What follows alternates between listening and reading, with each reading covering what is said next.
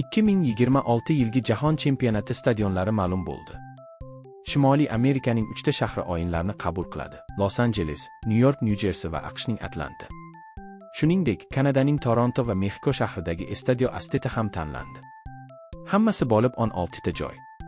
Infratuzilmani rivojlantirish bu yil boshlanadi va 2026 yilga qadar yakunlanadi. FIFA stadionlar sig'imi oshishi tufayli tomoshabinlar soni rekord darajada bo'lishini kutmoqda. Jahon chempionati 2026 yilning iyun va iyul oylarida bo'lib o'tadi va bu musobaqani birinchi marta 3 ta davlat birgalikda mezbonlik qiladi. Stadion dizayni ekologik toza tadbir uchun barqaror materiallar va innovatsion texnologiyalarni o'z ichiga oladi.